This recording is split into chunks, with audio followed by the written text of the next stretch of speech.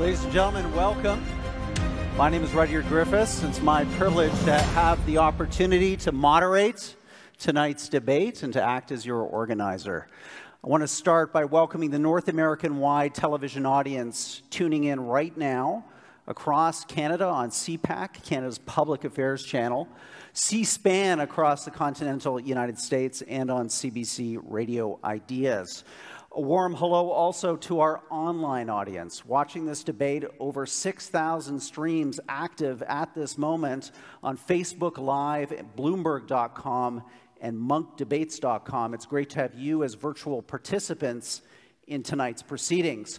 And hello to you, the over 3,000 people who filled Roy Thomson Hall for yet another Munk debate. Thank you for your support for more and better debate on the big issues of the day. This debate marks the start of our 10th season, and we begin this season missing someone who was vital to this debate series in every aspect. It was his passion for ideas, his love for debate that inspired our creation in 2008, and it was his energy, his generosity, and his drive that was so important in allowing us to really win international acclaim as one of the world's great debating series. His philanthropy, its legacy, wow, it's incredible. Last fall, we all remember that $100 million donation to cardiac health here in Toronto, transforming the lives of tens of thousands of millions of Canadians to come. Bravo.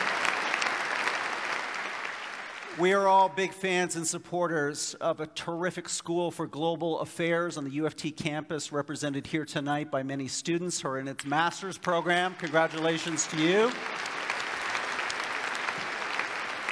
And also at a generous endowment last spring to this series that will allow us to organize many evenings like this for many more years to come.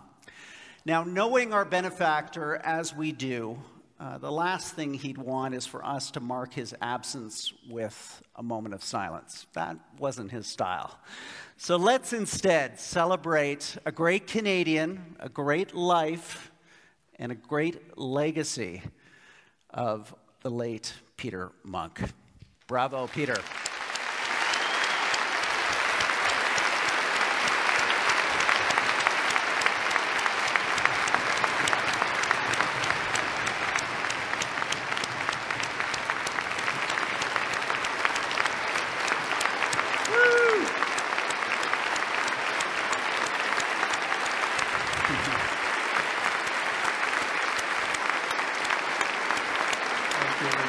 Way to go, Peter.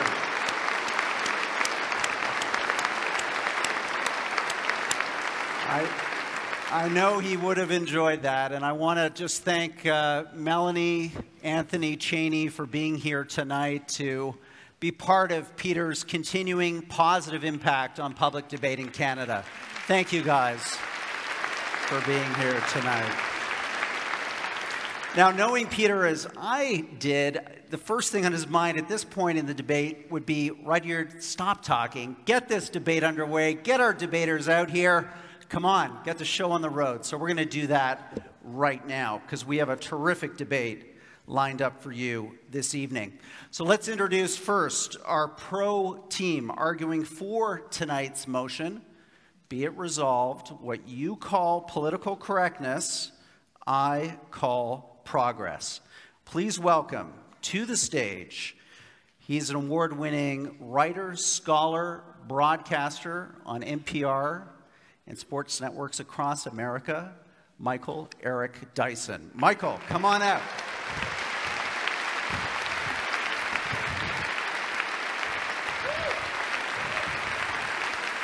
Thank you, Michael.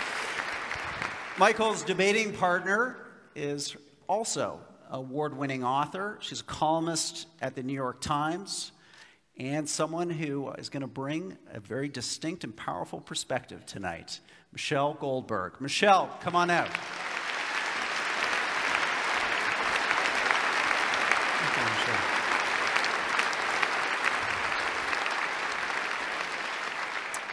So, one great team of debaters deserves another.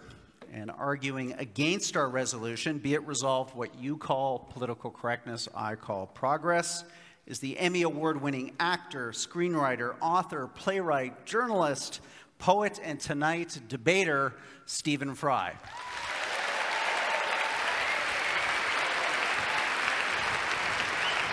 Thank you, Stephen.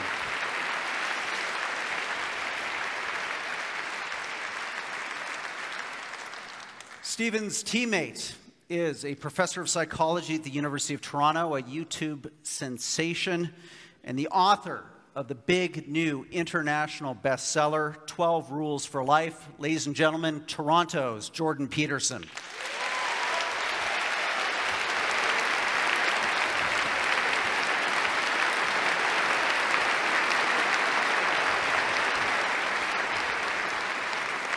Okay, we're going to get our debate underway momentarily, but first a quick checklist to go through. We've got a hashtag tonight, #MunkDebate.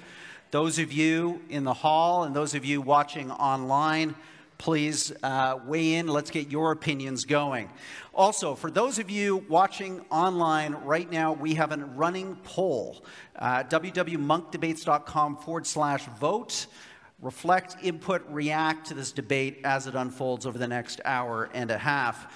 My favorite aspect of this show that was Peter's brilliance and creation, we have our countdown clock. What this does is it keeps our debaters on their toes and our debate on time. So when you see these clocks on the screen go down to 0, I wanted you to join me in a warm round of applause. And we'll have a debate that ends when it's supposed to end. Now, let's see. We had our resolution tonight. On the way in, we had this audience of roughly 3,000 people here in downtown Toronto vote on, be it resolved, what you call political correctness, I call progress. Let's see the agree, disagree on that number.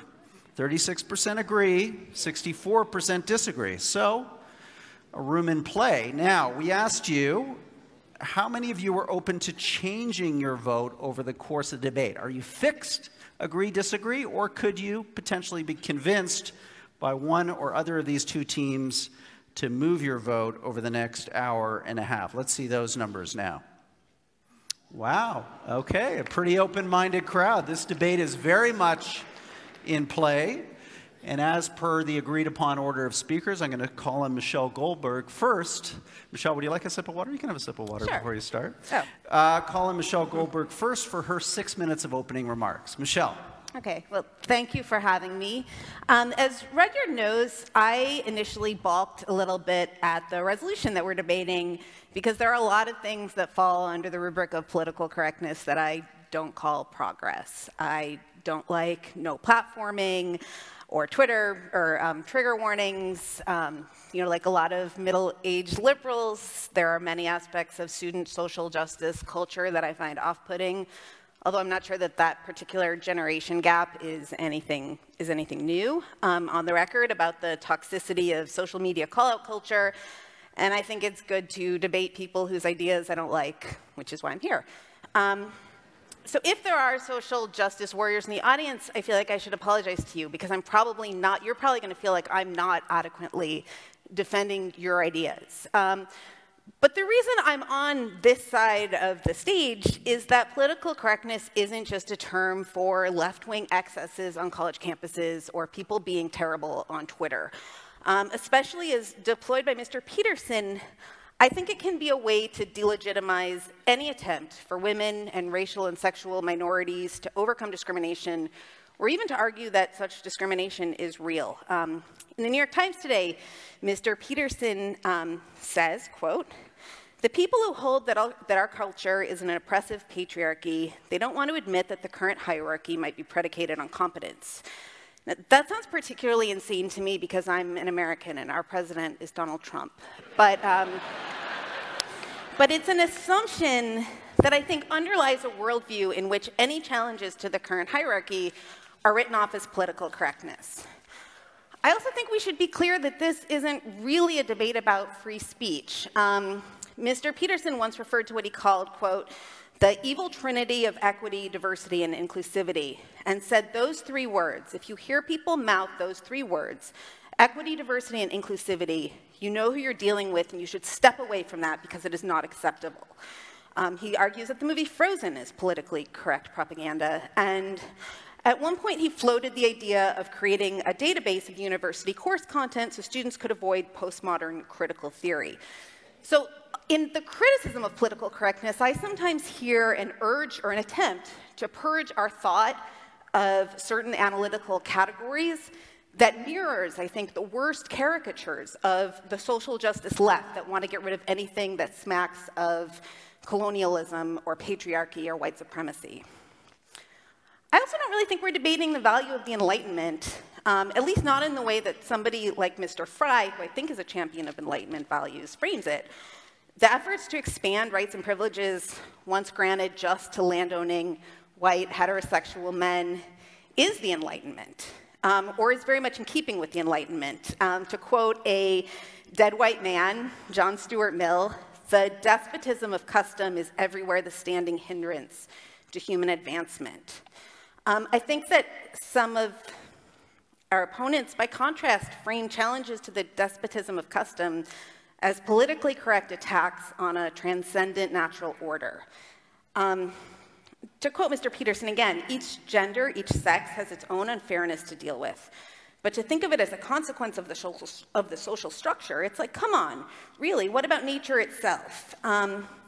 But there's an exception to this because he does believe in social interventions to remedy some kinds of unfairness, which is why in the New York Times he calls for, quote, enforced monogamy to remedy the woes of men who don't get their equal distribution of sex. When it comes to the political correctness debate, we've been exactly here before. Alan Bloom, the author of The Closing of the American Mind, compared the tyranny of feminism in academia to the Khmer Rouge. And he was writing at a time when women accounted for 10% of all college tenured faculty.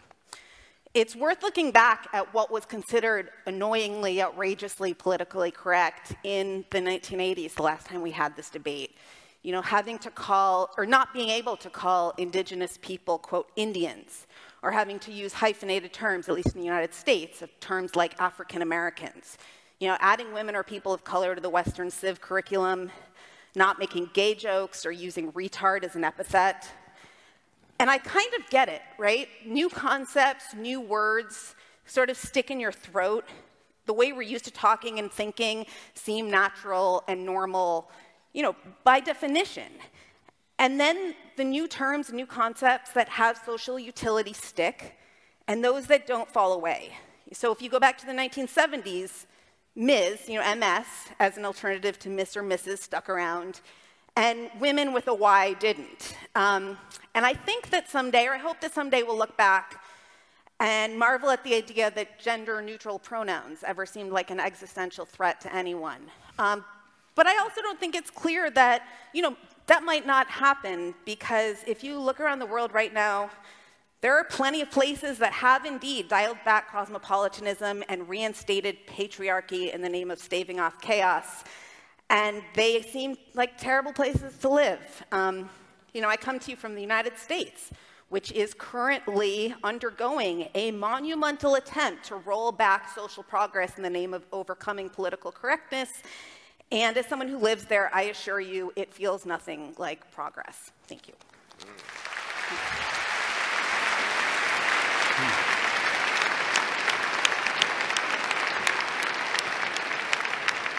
Great start to the debate, Michelle. Thank you. I'm now going to ask Jordan Peterson to speak for the con team.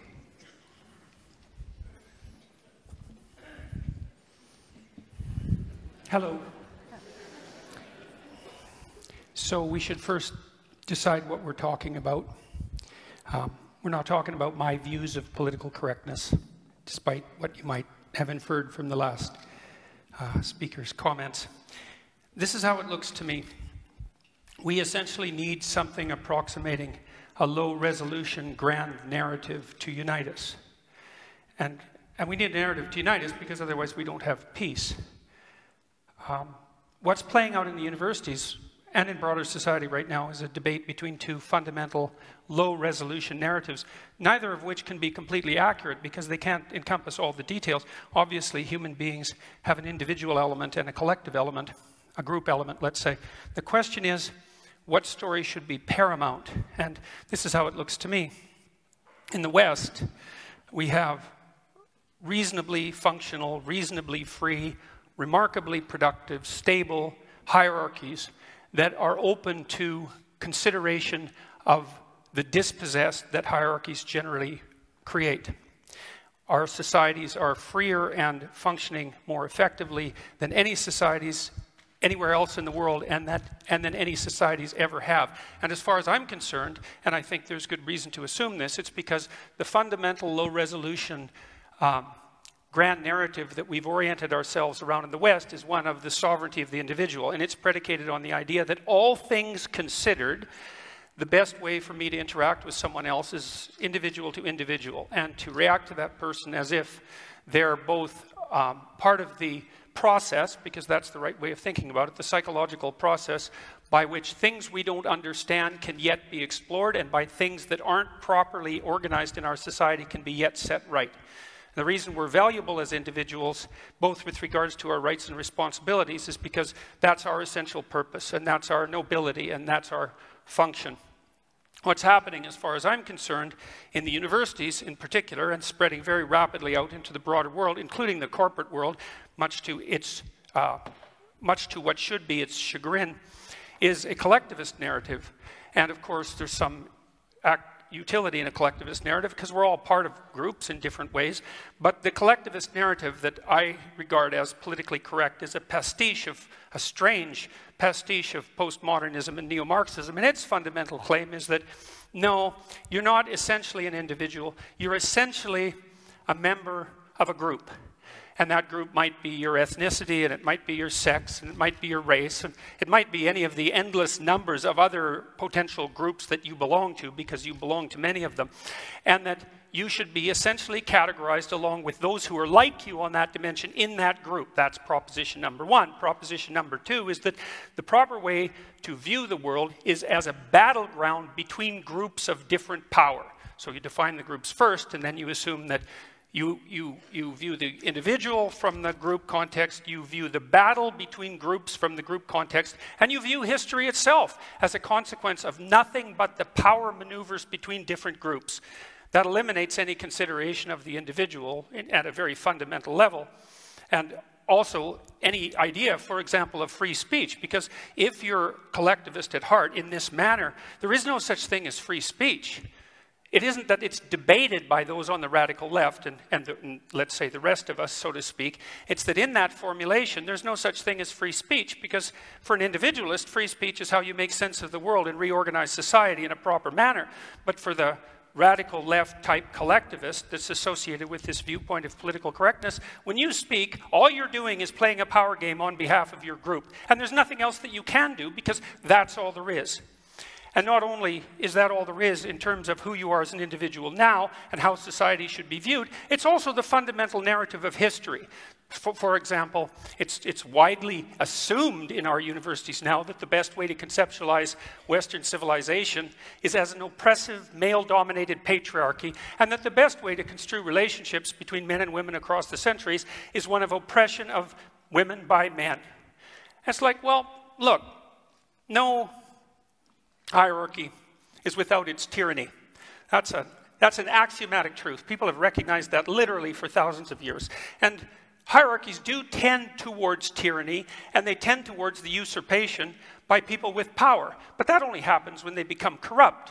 And we have mechanisms in our society to stop hierarchies from becoming intolerably corrupt, and they actually work pretty well. And so I would also point this out. You know, don't be thinking that this is a debate about whether empathy is useful or not, or that the people on the con side of the argument are not empathetic. I know perfectly well, as I'm sure Mr. Fry does, that hierarchies tend to produce situations where people stack up at the bottom, and that the dispossessed in hierarchies need a political voice, which is the proper voice of the left, by the way, and the necessary voice of the left. But that is not the same as proclaiming that the right level of analysis for our grand unifying narrative is that all of us are fundamentally to be identified by the groups that we belong to, and to construe the entire world as the battleground between different forms of tyranny in consequence of that group affiliation. And to the degree that we play out that narrative, that won't be progress, believe me, and we certainly haven't seen that progress in the universities. We've seen situations like what happened at Wilfrid Laurier University instead. We won't see progress. What we'll return to is exactly the same kind of tribalism that characterized the left.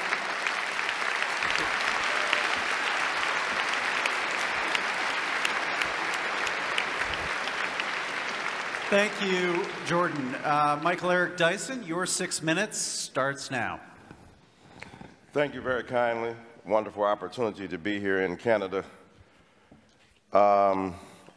Thank you so much. I'm going to stand here at the podium. I'm a preacher. And I will ask for an offering at the end of my presentation.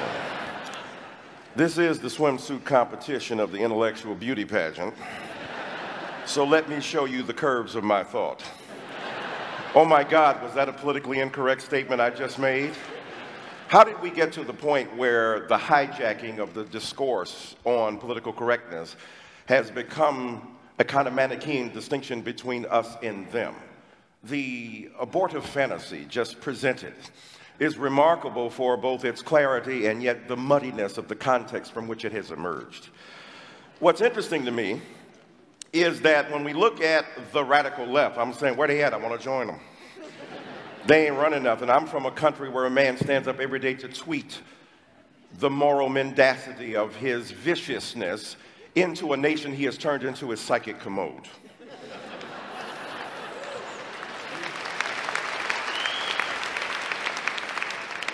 Y'all got Justin, we got Donald. So what's interesting then is that political correctness has transmogrified into a caricature of the left. The left came up with the term political correctness. Shall I remind you? We were tired of our excuses and our excesses and our exaggerations. We were willing to be self-critical in a way that I fear my confrères, my compatriots, are not. Don't take yourself too seriously. Smile. Take yourself not seriously at all, but what you do with deadly seriousness. Now it is transmogrified into an attempt to characterize the radical left. The radical left is a metaphor, it's a symbol, it's an articulation. They don't exist, their numbers are too small. I'm on college campuses, I don't see much of them coming. When I hear about identity politics, it amazes me. The collectivist identity politics, last time I checked, white folk invented race. That was an invention from a dominant culture that wanted groups to, at their behest. The invention of race was driven by the demand of a dominant culture to subordinate others. Right? Patriarchy was the demand of men to have their exclusive vision presented. The beauty of feminism is it's not going to resolve differences between men and women. It just says men don't automatically get the last word. Of course, in my crib, they never did. And so identity politics has been generated as a bête noire of the right, and yet the right doesn't understand the degree to which identity has been foisted upon black people and brown people and people of color from the very beginning on women and trans people. You think that I want to be part of a group that is constantly abhorred by people at Starbucks? I'm minding my own black business. Walking down the street, I have group identity thrust upon me. They don't say, ah, ha, ha, there goes a Negro. Highly intelligent, articulate, verbose, capable of rhetorical fury at the drop of a hat. We should not interrogate him as to the bona fides of his legal status. No, they treat me as part of a group. And the problem is that our friends don't want to acknowledge is that the hegemony, the dominance of that group has been so vicious that it has denied us the opportunity to exist as individuals. Individualism is the characteristic moment in modernity. Mr. Peterson is right. The development of the individual, however, is predicated upon notions of intelligence. Immanuel Kant and David Hume and others, philosophically, Descartes comes along, introducing knowledge into the phrase, saying that knowledge is based upon a kind of reference to the golden intelligence, the reflective glass that one possesses, and yet it got rooted in the very ground of our existence. So knowledge has fleshly basis, and what I'm saying to you, the knowledge that I bring as a person of color makes a difference in my body because I know what people think of me and I know how they respond to me, and that ain't no theory. Am I mad at trigger warnings? The only trigger warning I want is from a cop. Are you about to shoot me? Not funny. In America, where young black people die repeatedly, unarmed, without provocation. And so for me, identity politics is something very serious. And what's interesting about safe spaces, I hear about the university, I teach there. Look, if you're in a safe space in your body, you don't need a safe space. Some of that is overblown. Some of it is ridiculous. I understand. I believe that the classroom is a robust place for serious learning. I believe in the interrogation of knowledge based upon our understanding mutually of the edifying proposition of enlightenment. At the same time, some people ain't as equal as others. So we have to understand the conditions under which they have emerged and in which they have been benighted and attacked by their own culture. And I ain't seen nobody be a bigger snowflake than white men who complain. Mommy, they won't let us play and have everything we used to have under the old regime where we were right racist and supremacists and dominant and patriarchs and hated gays and lesbians and transsexuals that, yeah, you got to share. This ain't your world, this everybody's world. And let me end by saying this. You remember that story from David Foster Wallace? Fish are going down, two fish are going, and an older fish comes in the opposite direction. He said, hello, boys, how's the water? They swim on, they turn to each other, what the hell is water? Because when you're in it, you don't know it. When you're dominant, you don't know it. Nothing, Kaiser Soze said, is more interesting that the devil did than to make people believe he didn't exist. That's what white supremacy is.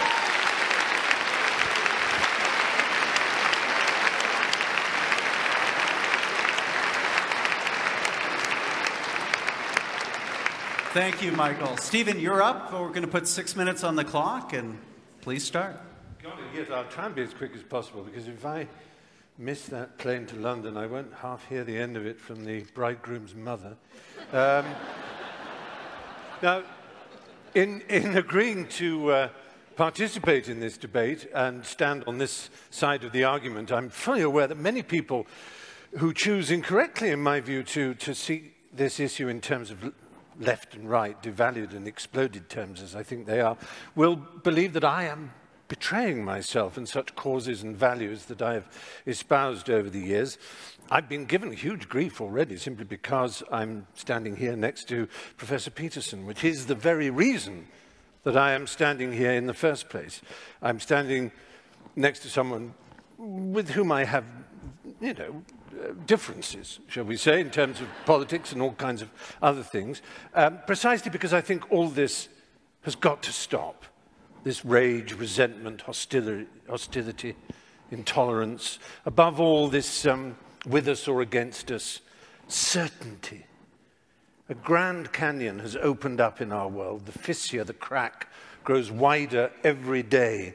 Neither on each side can hear a word that the other shrieks, and nor do they want to.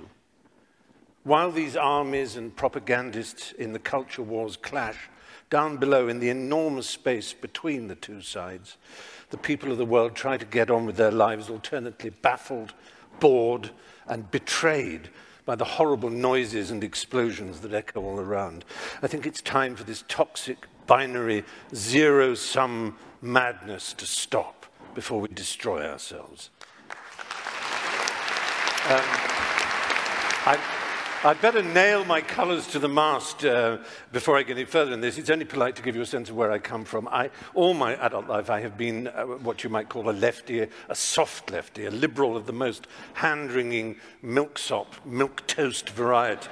Not a burning man-the-barricade socialist, not even really a progressive worth the name. I've been on marches, but I've never quite dared wave placards or banners. Am I a loathed member of that band, an SJW, a social justice warrior? I don't think highly of social injustice, I have to say, but I character myself mostly as a social justice warrior. My intellectual heroes growing up were Bertrand Russell and G.E. Moore, liberal thinkers, people like that, writers like E.M. Forster. I believed, and I think I still do believe, in the sanctity of human relations, of the primacy of the heart and friendship and love and common interest. These are more personal, interior beliefs than they are political exterior convictions, more a humanistic version of a religious impulse, I suppose. I trust in humanity. I believe in humanity. I think I do, despite all that has happened in the 40 years of my adulthood. I am soft, and I can easily be swept away by harder hearts and harder intellects. I'm sometimes surprised to be described as an activist, but over time I have energetically involved myself with what you might call causes. I grew up knowing that I was gay. Well, in fact, from the very first I knew I was gay. I remember when I was born looking up and saying, that's the last time I'm going up one of those. I'm Jewish. I'm Jewish, so I have a natural, obviously, horror of racism. Naturally, I want racism, misogyny, homophobia, transphobia, xenophobia, bullying, bigotry, intolerance of all humankinds to end. That's surely a given amongst all of us. The question is how such a golden aim is to be achieved. My ultimate objection to political correctness is not that it combines so much of what I have spent a lifetime loathing and opposing, preachiness, with great respect, piety, self-righteousness, heresy hunting, denunciation, shaming, assertion without evidence, accusation, inquisition, censoring. That's not why I'm incurring the wrath of my fellow liberals by standing on this side of the House. My real objection is that I don't think political correctness works. I want to get to the Golden Hill, but I don't think that's the way to get there. I believe one of the greatest human failings is to prefer to be right than to be effective. And political correctness is always obsessed with how right it is without thinking of how effective it might be. I wouldn't class myself as a classical libertarian, but I do relish transgression, and I deeply and instinctively distrust conformity and orthodoxy. Progress is not achieved by preachers and guardians of morality, but, to paraphrase Yevgeny Zemyatin, by madmen, hermits, heretics, dreamers, rebels, and skeptics. I may be wrong. I hope to learn this evening. I really do think I may be wrong, but I'm prepared to entertain the possibility that political correctness will bring us more tolerance and a better world. But I'm not sure, and I would like this quotation from my hero Bertrand Russell to hover over the evening. One of the painful things about our time is that those who feel certainty are stupid, and those with any imagination and understanding are filled with doubt and indecision. Let doubt prevail.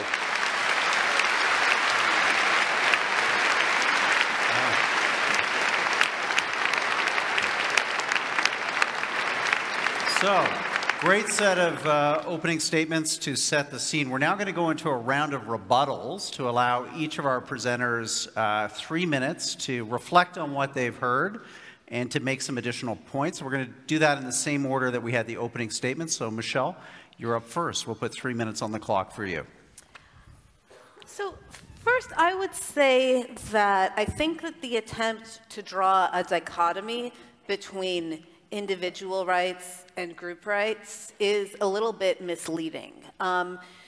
Traditionally, there have been large groups of people who have not been able to exercise their individual rights. And I think that a lot of the claims that are being made on behalf of what we politically correct types call marginalized groups are claims that people who, have identities that have not traditionally been at the center of our culture or been at the top of our hierarchies have as much right to exercise their individual talents and realize their individual ambitions, right? When we say that we want more women in power or more people of color's voices in the canon or in the curriculum or directing movies, all of these things are not because, at least on my part, I'm interested in some sort of very crude equity, but because there are a lot of people who have not traditionally been able to realize themselves as individuals. That's what the women's movement was. That's what the civil rights movement was. That's what the gay rights movement was. That's in some ways what the trans rights movement was. I mean, far from a collectivist movement, this is kind of liberalism, classical liberalism, pushed to its extreme, right? These are people saying, I have the right to define my identity against the one that was collectively assigned to me. Finally, I would say, a lot of the things that Stephen Fry said, and particularly his temperament, were probably in agreement, but this inquisition, this censoriousness, on the one hand, I'm sort of, I see where he's coming from, but I think it's a little bit virtual, right? I mean, who's really censoring you? I understand what it feels like to feel censored. I understand what it feels like to be on the wrong side of a Twitter mob or get a lot of nasty comments. And that's a bad feeling, and it's a counterproductive tactic, but that's not censorship. And again, it's especially strange coming from a country where, the President of the United States is trying to levy additional postal rates on the owner of the Washington Post, in revenge for its reporting. And people who have kneeled to protest police brutality at football games have seen their careers explode. Or people who have, women who have challenged Mr. Peterson have been hounded by threats and trolls and misogynist invective. So, thank you.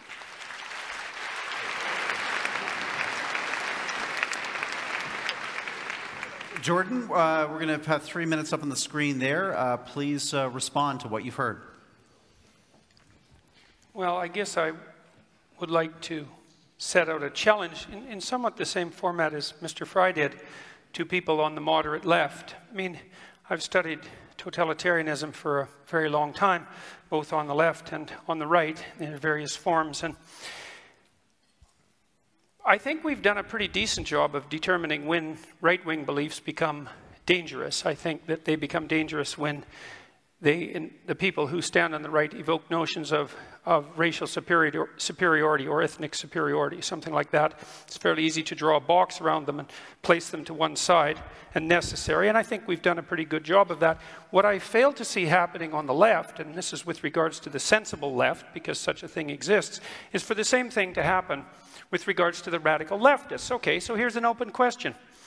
If it's not diversity, inclusivity, and equity as a triumvirate that mark out the too excessive left, and with equity defined, by the way, not as equality of opportunity, which is an absolutely laudable goal, but as equality of outcome, which is how it's defined, then exactly how do we demarcate the too extreme left? What do? We say, well, there's no such thing as the too extreme left? Well, that's certainly something that characterized much of intellectual thinking for the 20th century, as our high-order intellectuals, especially in places like France, did everything they could to bend over backwards to ignore absolutely everything that was happening in the catastrophic left world, in the Soviet Union and in Maoist China, not least. We've done a terrible job of determining how to demarcate what's useful from the left from what's pathological. And so it's perfectly okay for someone to criticize my attempts to identify something like a boundary. We could say diversity, inclusivity, and equity, especially equity, which is in fact equality of outcome, which is an absolutely abhorrent notion. If you know anything about history, you know that. And I'm perfectly willing to hear some reasonable alternatives, but what I hear continually from people on the left, first of all, as my opponents did, to construe every argument that is possibly able to be construed on the axis of group identification, and to fail to help the rest of us differentiate the reasonable left, which stands for the oppressed, necessarily, from the pathological left that's capable of unbelievable destruction. And what I see happening in the university campuses in particular, where the leftists absolutely predominate, and that's certainly not my imagination, that's well documented by perfectly reasonable people like Jonathan Haidt, is an absolute failure to make precisely that distinction. And I see the same thing echoed tonight. Thank you.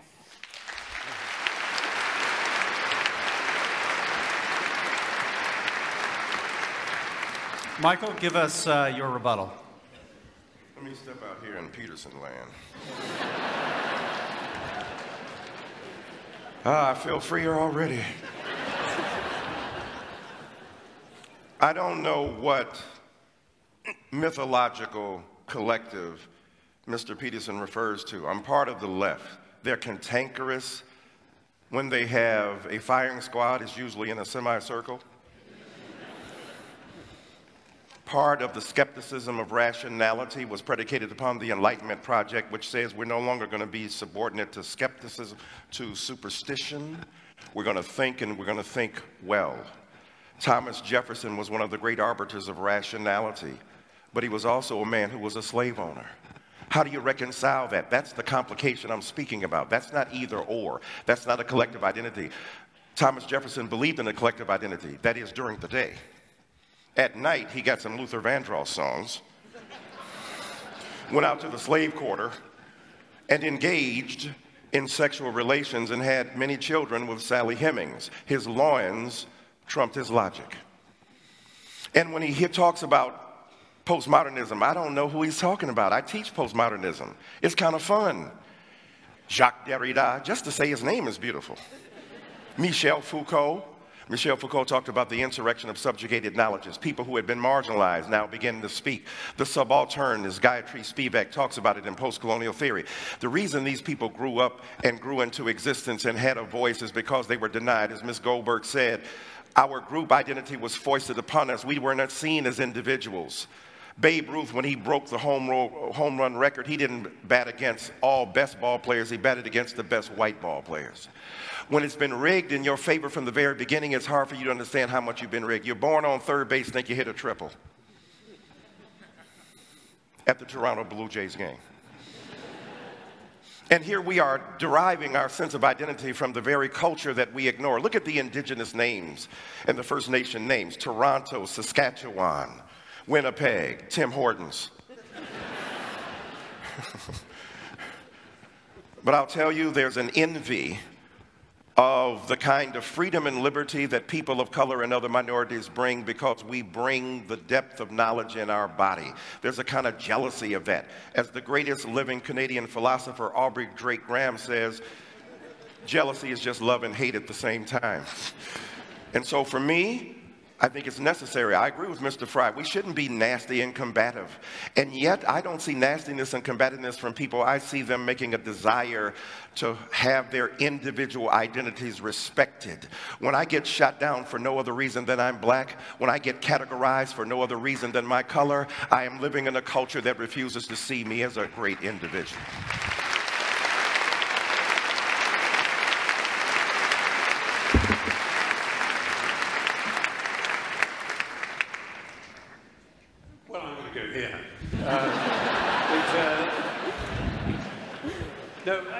It's interesting to hear that there really doesn't seem to be a problem, but yet I think we all instinctively know that there is some kind of a problem. There isn't censorship.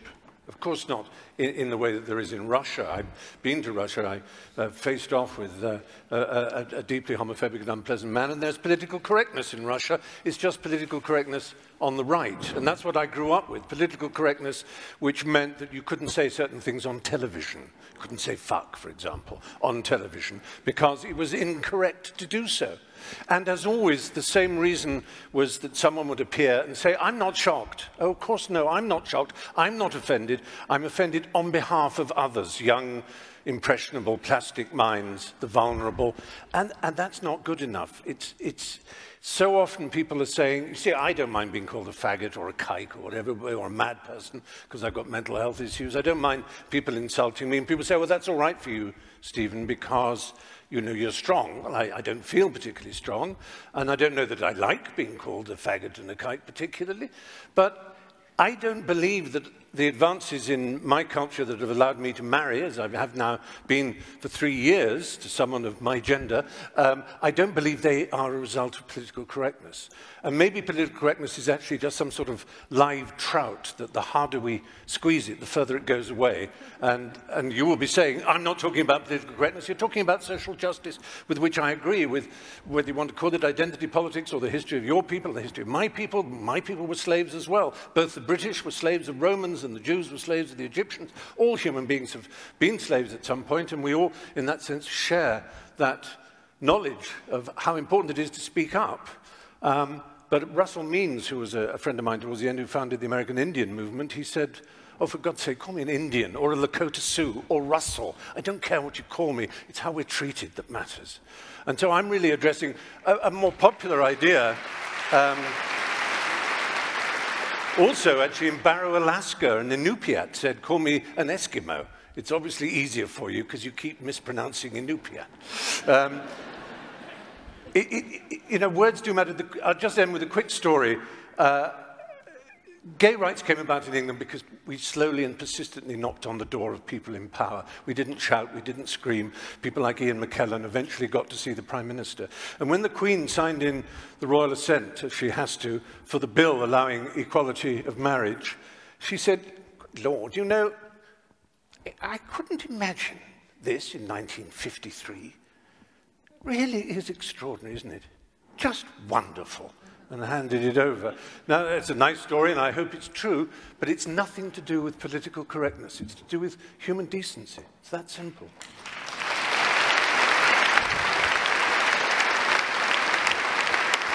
Good.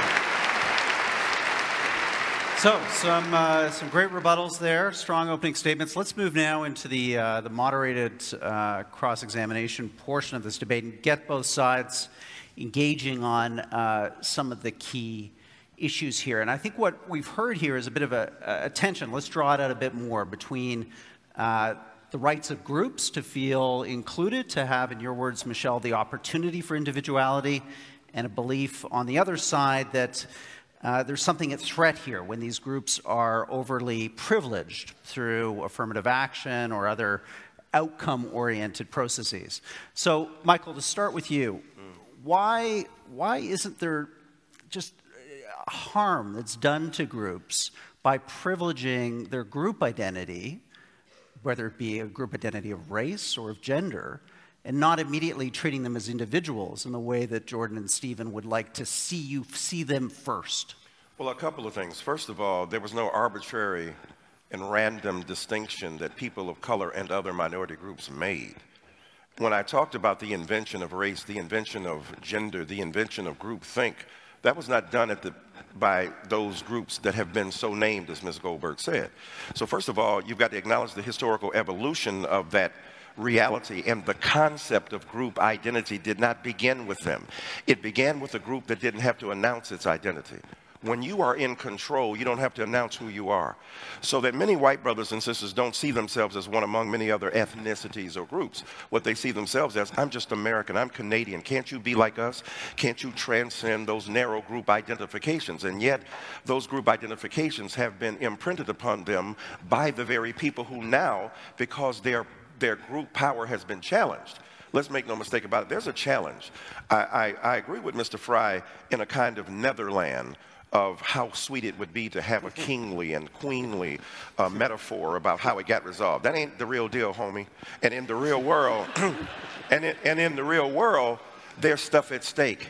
What's at stake are bodies. What's at stake are people's lives. What's at stake? People are still being lynched, killed. What's at stake? People, because of their sexuality and their racial identity, are still being harmed. So I'm suggesting to you, it's not that we are against being treated as individuals. That's what we're crying for. Please don't see me as a member of a group that you think is a thug, a nigger, a nihilist, a pathological person. See me as an individual who embodies the realities of who I am. But I'll end by saying this. What Michelle said is extremely important. The people who have individual rights did not have to fight for them in the same manner that people of color and others have had to. When Mr. Fry talked about enslavement, he named them. Read Orlando Patterson's comparative history of race and slavery over 28 civilizations. The Greeks did not have the same kind of slavery that Americans did. It was chattel slavery. In Greece, you could buy back your freedom. You could teach the children of the people who enslaved you, and because of your display of prodigious intellect, you could secure your freedom. That was not the case. You were punished and killed for literacy in America. So my point simply is this, is that I am all for the celebration of broader identities. And I think that often those who are minorities and others are not celebrated for the degree that we are. I'll end begin by saying this. In America, we have the Confederate flag. I don't know if y'all are familiar with that. We have a Confederate flag. We have white guys, mostly, in the South, but others as well, flying those Confederate flags that are part of the South that refuse to cede its legitimate conquest at the hands of the North. There has been a politics of resentment. You talk about politics of identity, wearing that flag, not the American flag. They are not American. They are celebrating a secession, a move away from America. And a man named Colin Kaepernick, who is a football player, saying, I want to bring beauty to that flag, has been denied opportunity. So we have to really set the terms of debate in order before we proceed. Thank you, madam. Good point. Jordan, let's have you jump in on this idea of what you see as the pernicious danger of groupthink when it comes to ethnicity, when it comes to gender. Why do you think that's one of the primal sins, in your view, of quote, political correctness? Well, I think it's one of the primal sins of identity politics players on the left and the right, just to be clear about that. Personally, since this has got personal at times, I'm no fan of the identitarian right. I think that anybody who plays a game, a conceptual game where group identity comes first and foremost, risks an exacerbation of tribalism. It doesn't matter whether it's on the left or the right. With regards to the idea of group rights, well, there's a fundamental, and this is something we've fallen into terribly in Canada, not least because we had to contend with the threat of Quebec separatism, but the idea of group rights is extraordinarily problematic because the obverse of the coin of individual rights is individual responsibilities. And you can hold an individual responsible, and an individual can be responsible. And so that's partly why individuals have rights. But groups, how do you hold a group responsible? I mean, the whole idea is it's not a good idea to hold a group responsible. First of all, it flies in the face of the idea of the sort of justice systems that we've laid out in the West that are essentially predicated first on the assumption of individual innocence, but also on the possibility of individual guilt, not group guilt. We saw what happened in the 20th century many, many times when the idea of group guilt was enabled to get a foothold, let's say, in the polity and in the justice system. It was absolutely catastrophic. And so, okay, fine, group rights. Well, how are you going to contend with the alternative to that, the opposite of that? Or where's the group responsibility? And how are you going to hold your groups responsible? Well, we don't have to talk about that because we're too concerned with rectifying historical injustices, hypothetical and otherwise. And that's certainly not to say that there weren't any shortage of absolutely catastrophic historical injustices. That's not the point. The point is how you view the situation at the most fundamental level. And group rights are an absolute catastrophe, in my opinion. Come on, Michelle, come in on that point. This is something you've written about.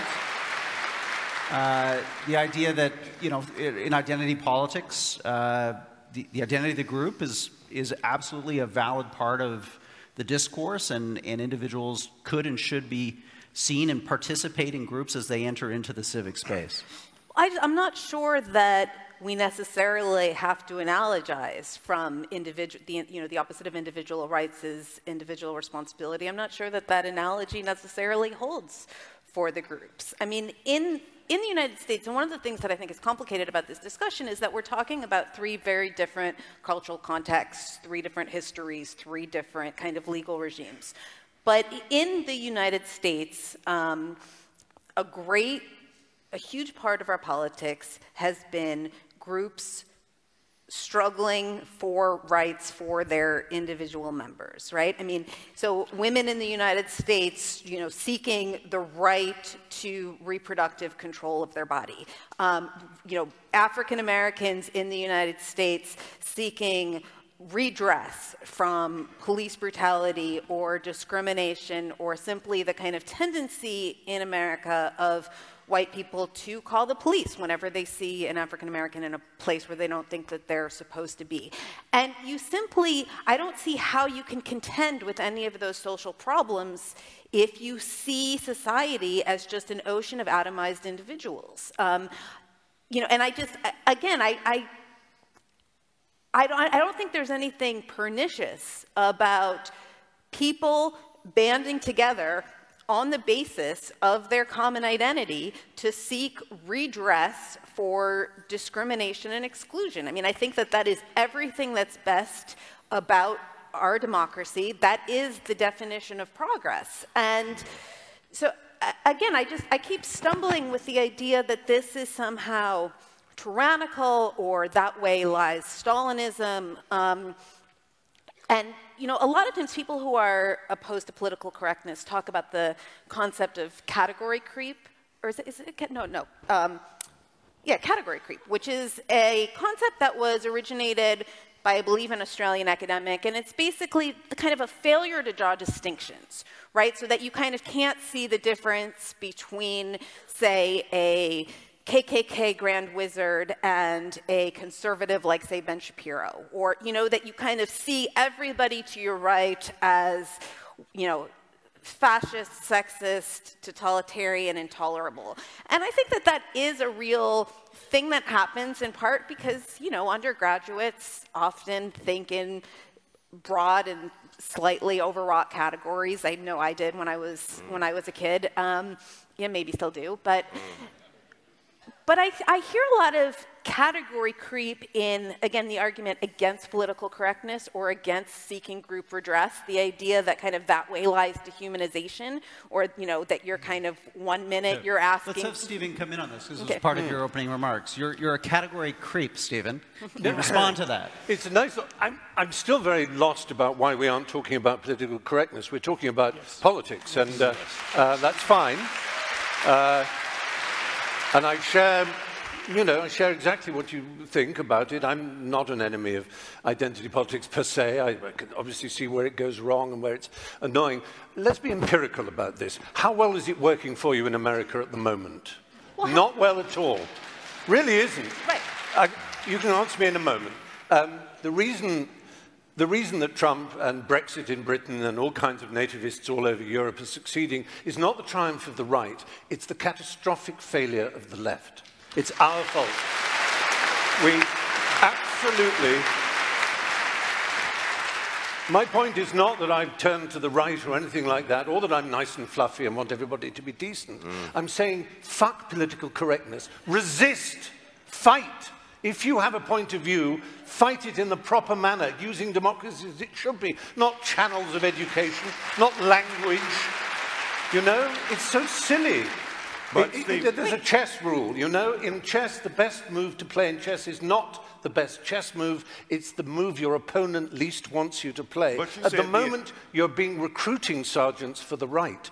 By annoying and upsetting, and instead of fighting, either fighting or persuading. But political correctness is a middle course that simply doesn't work. Well, first of all, you said be empirical. Now, empirical, as far as I know, the word means that which can be verified or falsified through the census. Exactly. So if we look at it in an objective way, the reality is that people don't have equal access to the means to articulate the very moment you're talking about. I'm talking about the empirical results of this political attitude. I understand that, but my point is simply this.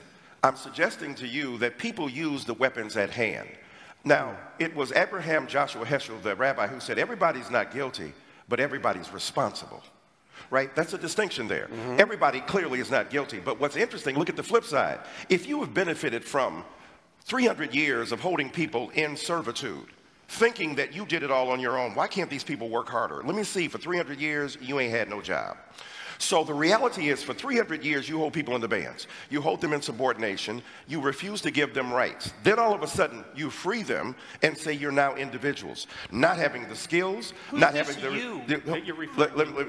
skills. I'm talking about America, first of all. I'm talking about the American society, first of all. I'm talking about the Northern Hemisphere. I'm talking about every society where enslavement has existed, but I'm speaking specifically of the repudiation of individual rights among people of color in America who were denied the opportunity to be individuals. So I obviously and ideally, and I think Michelle Goldberg does too, agree with the emphasis on individuals. What we're saying to you is that we have not been permitted to be individuals. We have not been permitted to exercise our individual autonomy and authority, and the refusal to do so, to recognize me as an individual, means when you roll up on me and I'm a 12-year-old boy in a park and you shoot first, in ways you do to black kids that you don't do to white kids, you are not treating that person as an individual. If we're living in a society where women are subject to aberrant forms of horrid, patriarchal, sexist, and misogynist behavior, you are not acknowledging the centrality of the individuality of women.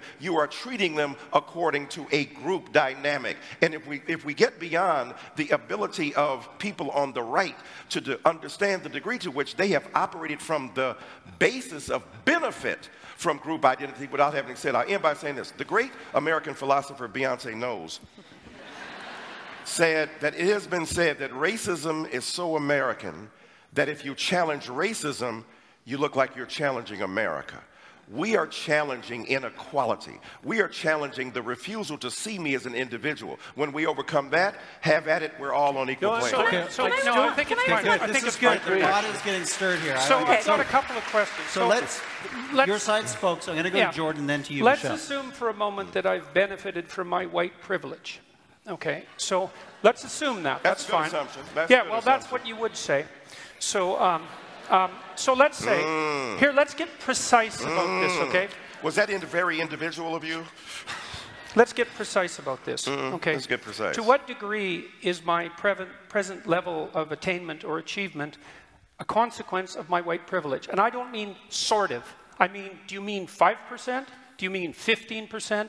Do you mean 25%? Do you mean 75%? And what do you propose I do about it? How about a tax? How about a tax that's like specialized for me so that I can account for my damn privilege, so that I can stop hearing about it? Now, let's get precise about one other thing, okay? We'll get precise about one other thing. Now, Precise? Yeah, precise, yes. And so, if we can agree, and we haven't, that the left can go too far, which it clearly can, then how would my worthy opponents precisely define when the left that they stand for has gone too far? You didn't like equity, equality of outcome. I think that's a great marker. But if you have a better suggestion and won't sidestep the question, so let's figure out how I can dispense with my white privilege, and so that you can tell me when the left has gone too far, since they clearly can. And that's what this debate is about political correctness. It's about the left going too far. And I think it's gone too far in many ways. And I'd like to figure out exactly how and when, so the reasonable left could make its ascendance again and we could quit all this nonsense. Okay, Michelle, go ahead. Do you mind if I answer, Stephen? I will answer you, but I just want to answer Stephen Fry first, because you talked about, this is how we got Trump, and this is the failure of the left. And so I'm a journalist. I went to a ton of Trump rallies during the campaign in different parts of the country, and you're right. Everywhere I went, I heard complaints about political correctness. Far more than I heard complaints about, say, NAFTA. But when you asked people what they meant by political correctness, they called a woman they worked with girl, and she got mad at them. And they could, you couldn't in public wonder aloud whether the president of the United States was really a Muslim. They didn't like that they couldn't make gay jokes anymore. And so on the one hand, you're right, and I've written about this. I think that when you try to, that when people have these prejudices and you try to suppress them, it can create a kind of dangerous counter-reaction. But I also think that, what they were reacting to, again, to go back to the title of this debate, what they called political correctness, the fact that they had to have this urbane black president who they felt talked down to them, which is really what they meant. I don't see a way around that, because that is, like I said, that's progress. So to go to the question of when the left goes too far, to me it's pretty easy. Violence and censorship, right? I'm against violence, and I'm against censorship. But I also, looking around the world right now, when the idea that there is this, I understand, again, that there is like a problem of kind of left-wing annoyance, right? There's a lot of things that kind of random people on the internet in particular are able to swarm individuals and turn kind of stray remarks into social media campaigns, and this is often conflated with political correctness, and it's a bad phenomenon. I wish there was a way to put an end to it. I don't think there is no way to put an end to it simply by having kind of reasonable liberals or reasonable socialists denounce it, because it's just a kind of awful phenomenon of modern life. And if you want to have a debate about whether social media is terrible for democracy, I will be on the yay side. But right now, where I really disagree, well, there's a couple places I really disagree. Pick one, and then I'm going to go to Michael. But the idea that the radical left poses a greater threat than the radical right, when you see actual fascism ascendant all over the world, strikes me as something that you can literally only believe if you spend your life on college campuses. Mm-hmm. So, Mike, I want to come to you on those, great, Michelle, on Jordan's point about how does he, in a sense, get an equal voice in this debate back if it is implied that his participation brings with it this baggage of white privilege that doesn't allow him to see clearly the issues that are before us. But that is to be complicit in the very problem itself terminologically. You're beginning at a point that's already productive and controversial. You're saying, how can he get his equality back? Who are you talking about? Jordan Peterson, trending #1 on Twitter? Jordan Peterson, with an international bestseller? I want him to tweet something out about me in my book. Jordan Peterson, right? This is what I'm saying to you. Why the rage, bruh? You're doing well, but you're a mean, mad white man. And you're going to get us right. And I have never seen so much wine and snowflaking. There's enough wine in here to start a vineyard. And what I'm saying to you empirically and precisely, when you ask the question about white privilege, the fact that you ask it in the way you did, dismissive, pseudoscientific, non-empirical, and without justification, the truth is that white privilege doesn't act according to quantifiable segments. It's about the degree to which we are willing as a society to grapple with the ideals of freedom, justice, and equality upon which it's based. Number two, what's interesting to me, you're talking about not having a collective identity. What do you call a nation? Are you Canadian? Are you Canadian by yourself? Are you an individual, or are you part of a group? When America formed its union, it did so in opposition to another group. So the reality is that those who are part of group identities in politics deny the legitimacy and validity of those groups and the fact that they have been created thusly, and then have resentment against others. All I'm asking for is the opportunity. The quotation you talk about, the difference between equality of outcome and equality of opportunity, that's a staid and retried argument, hackneyed phrase, derived from the halcyon days of the debate over affirmative action. Are you looking for outcomes that can be determined equally, or are you looking for opportunity?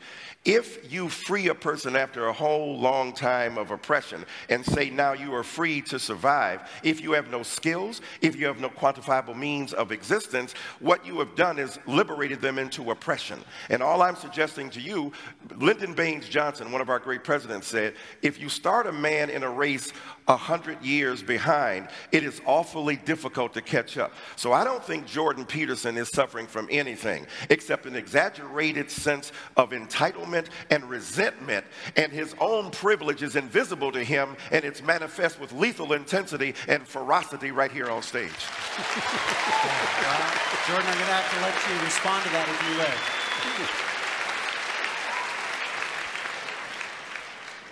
will. Well, what I derive from that series of rebuttals, let's say, is twofold. The first is that saying that the radical left goes too far when they engage in violence is not a sufficient response by any stretch of the imagination, because there are sets of ideas in radical leftist thinking that led to the catastrophes of the 20th century, and that was at the level of idea, not at the level of violent action. It's a very straightforward thing to say you're against violence. It's like being against poverty. It's like, you know, generically speaking, decent people are against poverty and violence. It doesn't address the issue in the least. And with regards to my privilege or lack thereof, I mean, I'm not making the case that I haven't had advantages in my life and disadvantages in my life like most people. You don't know anything about my background or where I came from, and it doesn't matter to you because fundamentally I'm a mean white man. That's a hell of a thing to say in a debate.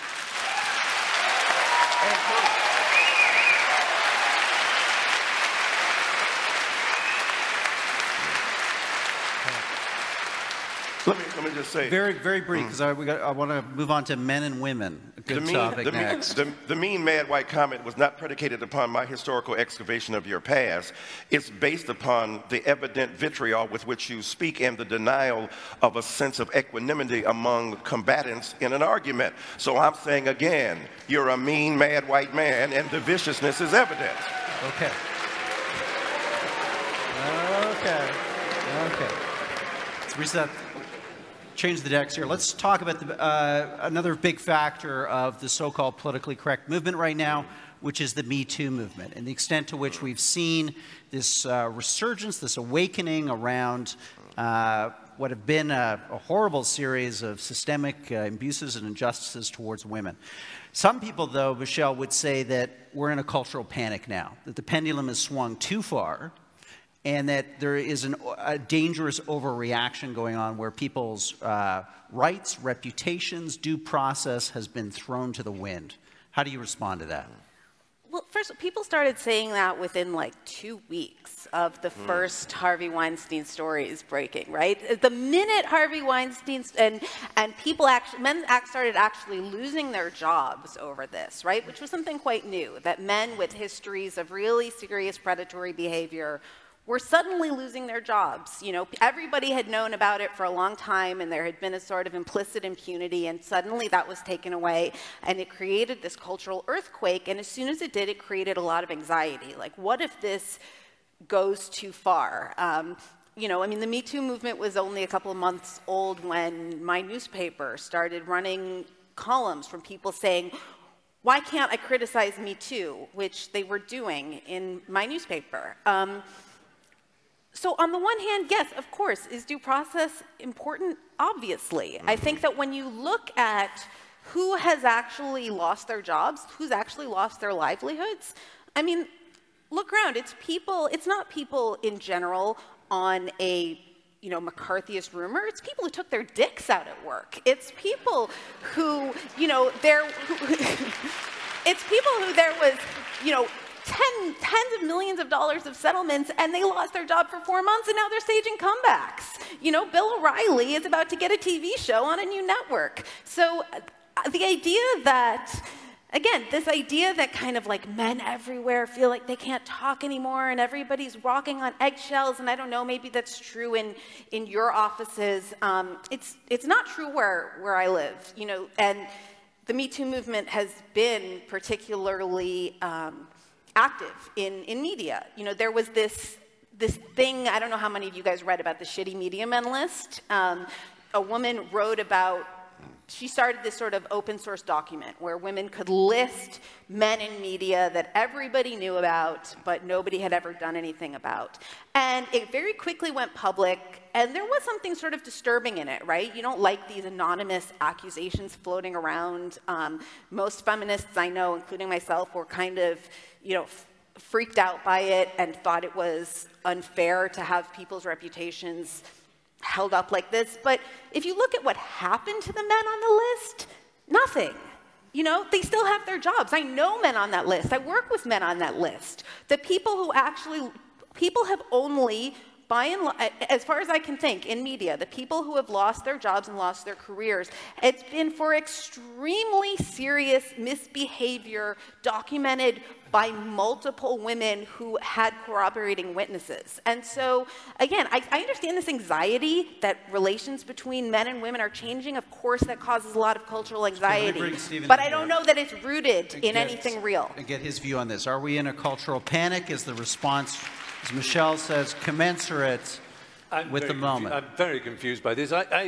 Of course, you know, I recognize the bestiality of Weinstein and the monstrosity of his behavior, and it was shocking to me. I actually worked for him, script doctoring, as it's called. I never had the bathroom towel, but for pretty obvious reasons. But it's, you know, grotesque, and I can't imagine how vile it must be for such a powerful man, and he was. I used to play a game at the Cannes Film Festival where, in his years of power, we're walking from one hotel at the end there, all the way up to the Palais de Festival. You would get 10 points every time you heard the word Harvey. And you'd usually, a 10-minute walk, you'd have 300 points. Because it was, yeah, Harvey's got the script, Harvey's got it. Yeah, I've got a meeting with Harvey at the Majestic in the afternoon. He was immensely powerful. And I think that's obvious that someone in that position, abusing and threatening and hindering the livelihood of women is grotesque in the extreme. But I have to tell you, there is genuine feeling amongst many people I know that we can't speak our minds. We can't actually speak to the true nuance, the true depth of sexual, romantic feeling between men and women. It's not a subject I'm absolutely expert on, but it counts between men and men as well, though I know when it's men and men, you might say, well, that's different because women have had a different experience in history, and I don't want to enter that particular field, but I would say that there is real fear in my business, which is where this all started, show business, acting, and so on. Yeah, people are rather afraid to speak about a piece of, you know, publicity that's come out or a statement that's been made. You just go, yep, absolutely, and wait for the people to leave the room before you can speak honestly with your friends. And I've never experienced that in my entire 60 years on this planet. This feeling that, and I'm not characterizing feminists as in East German, but it's like that, the Stasi are listening. You better be careful, they're listening. And that's a genuine feeling. I'm saying that with my hand on my heart. I'm not saying it to make a point other than the fact that it's true and it's worrying. But the sexual misadventures and horror experience is worrying too. So there are two worries, and they're not solved. Let's bring Jordan in on this, because you've written and commented about a lot. But Stephen, thank you for having me ready. Well, I think I'm going to point out two things again.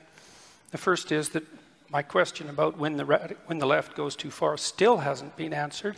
And then the second thing I'm going to point out is that, you know, it's conceivable that I am a mean man. You know, I mean, maybe I'm meaner than some people and not as mean as others. I think that's probably more the case. But I would say the fact that race got dragged into that particular comment is a better exemplar of what the hell I think is wrong with the politically correct left than anything else that could have possibly happened.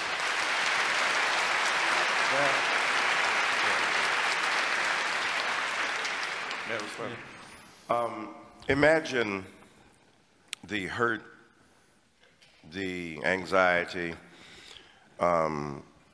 the insult that you might genuinely feel, according to what I felt was an appropriate comment of description at the moment of its expression. But imagine now those hurt feelings and not hurt.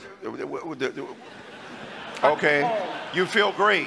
You feel great about it. That's really different. I'm not a victim. I'm not hurt. I'm appalled. You're not hurt. Okay, you wouldn't be a victim. So what's interesting is that whatever non-traditional feelings of empathy you endure at this particular point, the point is, imagine then the horrors that so many others have had to put up with for so long when they are refused to acknowledge their humanity. Now, I take your point seriously. So your group of let me finish. Let me finish, though. Let me finish. To me. Let me finish, sir. That figures. You're not my inquisitioner, okay?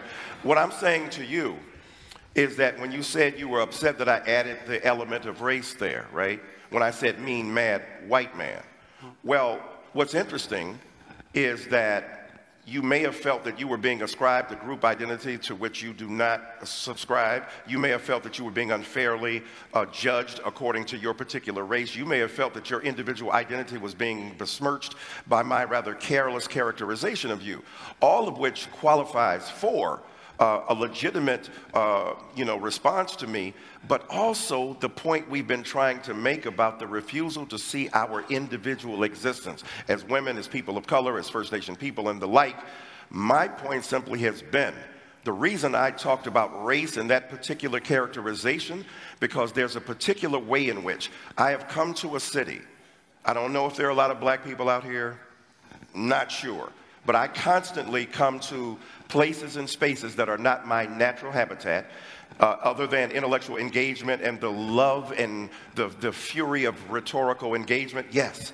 But I often go into hostile spaces where people will not vote in favor for my particular viewpoint because I'm interested as an individual of breaking down barriers so that people can understand just how complicated it is. So what I'm saying to you is that I would invite you, in terms of the surrender of your privilege, to give you a specific response.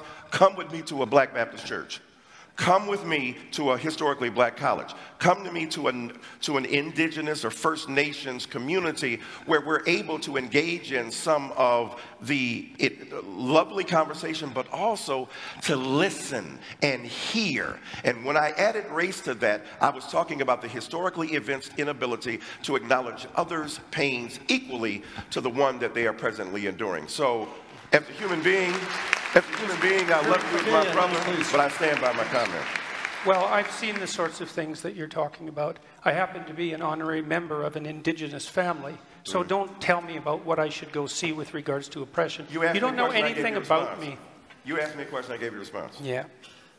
You gave me a generic response, a generic race-based response. Jordan Peterson, I would like for you to come with me, Michael Eric Dyson, to a Black Baptist church. You been to one of those? I would be happy to do that, by the way. Okay, all right, I'm gonna hook you up. Okay, right. Good. We'll make sure that happens. One more quick round, and then we're going to go to closing statements. And Stephen Fry, I want to get your response to why, a generation from now, looking back on this debate, we're not going to see this, quote, so-called politically correct movement in the same way, let's say, that we now understand the positive contributions of the civil rights movement. That was a movement that advanced a series of ideas about human dignity to people who previously didn't have that dignity. We're now having another debate, another social debate about different groups and communities we're trying to convey a sense of new dignity to them. Why won't this be, in a sense, looked back upon as something positive a generation from now? I think people will look back on this debate and wonder why political correctness wasn't discussed.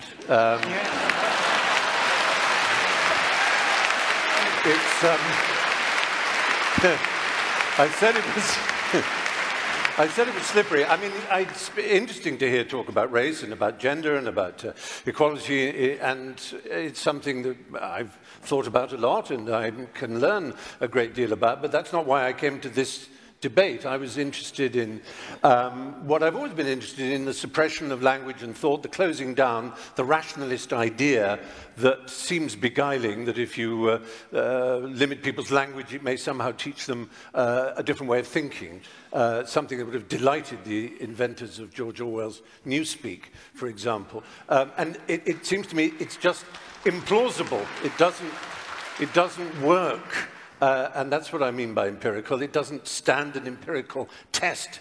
It isn't experientially validated, as we see from the political landscape now, and I worry that we may in the future. So I'm sort of disappointed that the subject has just revolved around academia, which was predictable, because that's the sort of crucible in which these elements are mixed.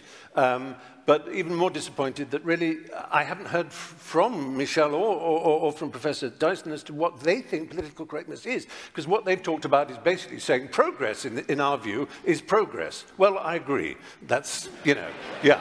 So it is too. And good on progress. But how is it that you're saying that what we call political correctness, you call progress? That's what you're supposed to be arguing. I want to know what you mean by political correctness. Well, okay. So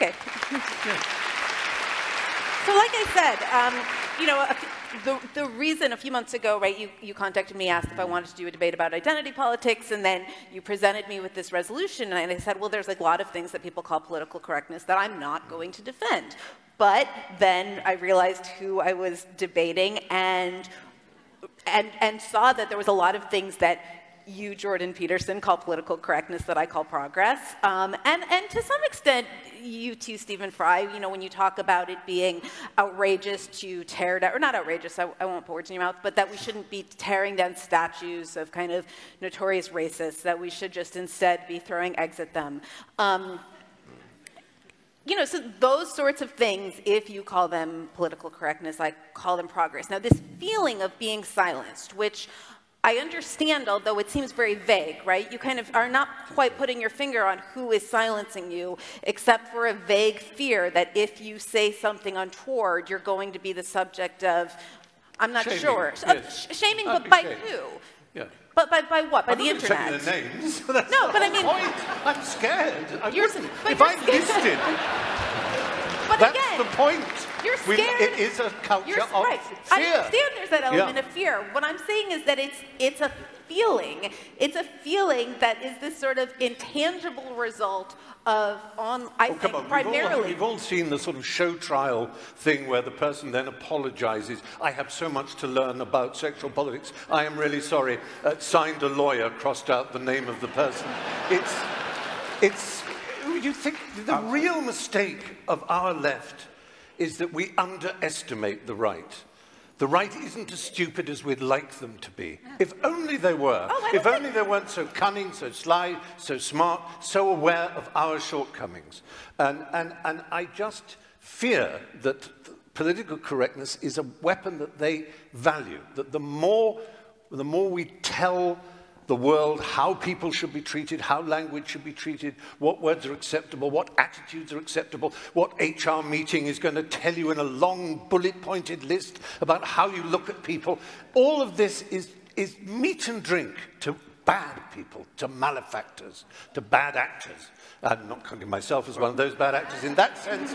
I mean bad actors in the other sense. Right,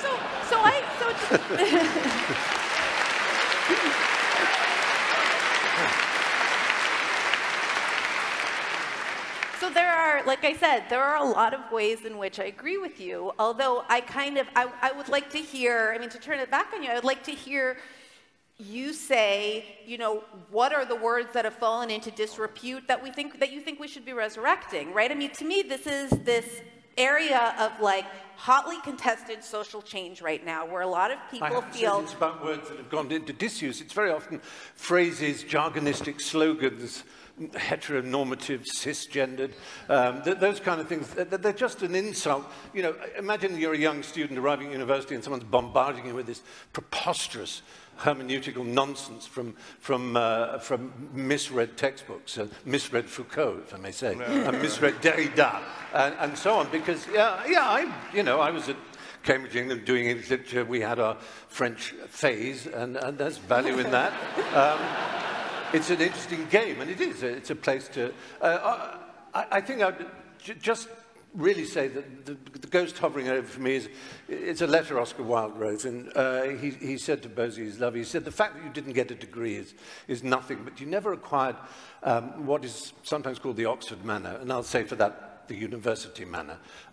He said, Oscar said, I take that to mean the ability to play gracefully with ideas. I think that's disappearing from our culture, and I think it's a terrible thing. Let's go to Mike and Michelle.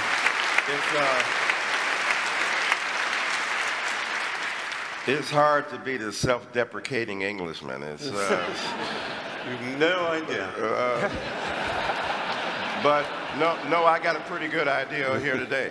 But what's interesting, I don't recall, and all of us have studied history, I don't recall these debates about political correctness happening when people who were in power were in absolute power, unquestioned power.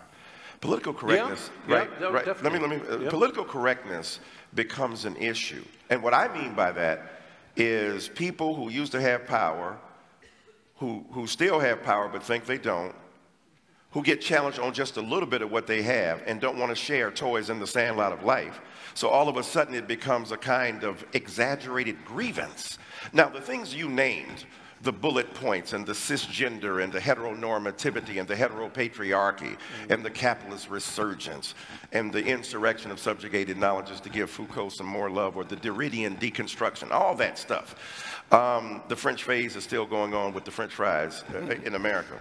What's interesting is that I didn't hear many complaints of political correctness at the height of the dominance of one group or another. But when Martin Luther King Jr. who argued for group identity as a black person to provide an opportunity for individual black people to come to the fore, they began to make that claim. Oh, now they didn't call it political correctness. You're siding with those who are against free speech. You're siding with those who don't want me as a white person to be recognized in my humanity.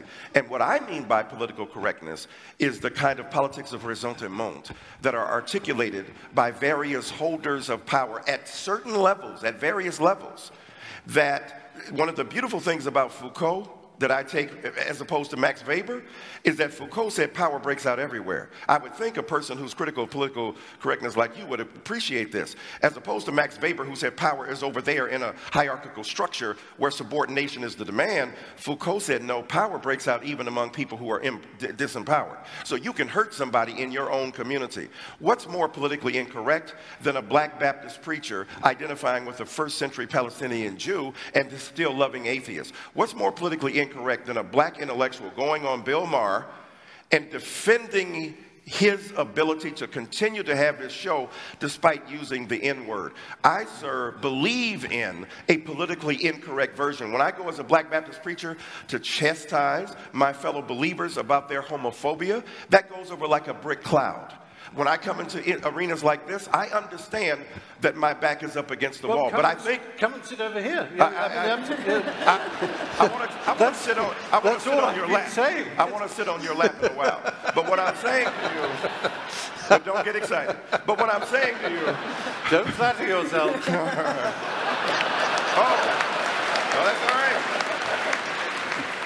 I see how you've been looking at me. So what's interesting is that when we look at the way in which we as societies, in a free Canadian society, in a free American society, when I look at what is seen as political correctness, it to me has been a mass of jumble that has been carved together out of the politics of resentment that powers once held no longer are held. Freedoms once exercised absolutely must now be shared. So I am in agreement with both of my gentlemen to my right who believe that political correctness has been a scourge, but not necessarily the way you think so. I think it's been a scourge because those who have been the deployers of power and the beneficiaries of privilege have failed to recognize their particular way. And at the end of the day, I think that those of us who are free citizens of this country and of America should figure out ways to respect the humanity of the other, to respect the individual existence of the other, but also respect the fact that there have been barriers placed upon particular groups that have prevented them from flourishing. That's all I mean by political correctness. Well said. I'm going to give, before we go to closing statements, the final words on this topic to Michelle and then you, Jordan. So I think part of the frustration here is that I think that both of you have radically different ideas of what we're talking about when we talk about political correctness. It seems to me that you're talking about politically correctness. You mean this kind of feeling of anxiety that a lot of people feel because we all live now in this terrible crowdsourced panopticon when you worry that any stray phrase that you use will be, any stray phrase you utter might be used to defame you, right? And I think that a lot of people feel that anxiety. I disagree that that is something that is being solely kind of perpetrated against, you know, insouciant kind of Oscar Wildean figures by a censorious left-wing horde, because it's coming from all directions, right? This phenomenon, which sucks, is all over the place. I mean, I get it when I write something critical of the way that the IDF behaved in Gaza. You know, it's coming at everyone, and I think that there's a way in which when it comes at a certain sort of figure and there's a certain set of complaints and you feel unjustly criticized and you feel silenced, which again I think is really different than being silenced. You call it political correctness, and I would like the culture also to be more, you know, freewheeling. I think one solution, you know, you're not going to kind of get the left to I don't know, they can't kind of put an end to this because it is much more of a mob social media phenomenon than it is kind of some diktat coming up from on high. And so really the only way to break through it is to say what you say that you're afraid to say, right? I mean, that's the only way to sort of pop this bubble or kind of end this anxiety, or at least diffuse it a little bit. Whereas, again, what I hear Mr. Peterson talking about as political correctness is something much more broad and much more much more fundamental to social change. And you're talking about, you know, you want me to define, or one of us to talk about when the left goes too far. And if I'm, you know, I certainly don't want to be a woman putting words in your mouth, but if I hear you correctly, what you're saying is that you want me to kind of renounce Marxist categories, or to... It's up to you. Well, I just want you to do it. I want you to define when the left goes too far. You can do it any way you want. Like I said, I think that the left goes too far when it is violent or censorious, when it tries to shut people down or no platform them, or when it acts violently. I'm not sure what you expect Something beyond deeper. that. Something deeper, how? Yeah. Well, I'd like you to contend with the set of left-wing ideas that produced all the left-wing pathologies of the 20th century, and to define how you think standard left-wing thinking, which has a valuable place, goes too far, since it obviously does. Has the right gone too far? Has the right gone too far? Of course the right has gone too far. Tell us how. Well, how about Auschwitz? I mean, well, I was talking about 20th century right? politics. What else? What, more recently, what has gone wrong with the right? Look, I don't like identity politics players at all. I don't care whether they're on the left or the right. I've been lecturing about right-wing extremism for 30 years. I'm no fan of the right, despite the fact that the left would like to paint me that way because it's more convenient for them. How has the right gone too far recently? Well, where? It's threatening to go too far in identitarian Europe, that's for sure. It's gone too far in Charlottesville. It went too far in Norway. Like, how long a list do you want? And why am I required to produce that? To show you that I don't like the identitarian right? I just thought I'd ask you. I was actually asking you a question. So your assumption is somehow that I must be on the side of the right. It's like, look, the right hasn't occupied the humanities and the social sciences. It's as simple as that for me. If they had, I'd be objecting to them. Say that again, I didn't hear that. The right has not occupied the social sciences and the humanities. And the left clearly has. The statistical evidence for that is overwhelming. Sir, what about IQ testing in terms of genetic inheritance? Sir, we're here to talk about political correctness, and we've done a damn poor job of it. I see. I gave you an example. Okay, now you can't answer it. Let's all then redeem ourselves with our closing statements. I'm going to put 3 minutes on the clock. We're going to go in the reverse order of the opening. So, Stephen, you're up first. Oh, lordy, lordy. Yes, up. There we are. I'll hide behind the lectern in that case.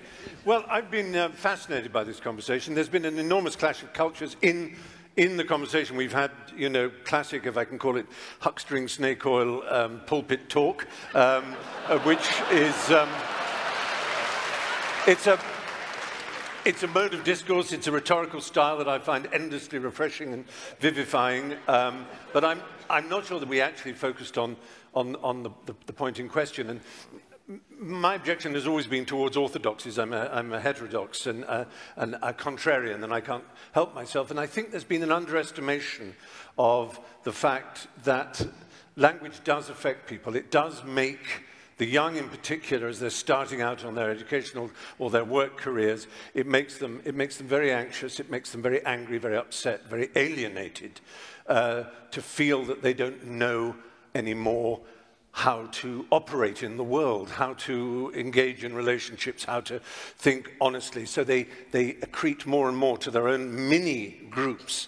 And I think that's dangerous and unhappy for society. I think it's reflected in a paucity of cinema and literature and art and the culture generally, is that there's a fear that's pervading it. And while people can talk to academia and say, you should come and see our lessons, our lectures are open and free and ideas are exchanged. I'm sure that's true.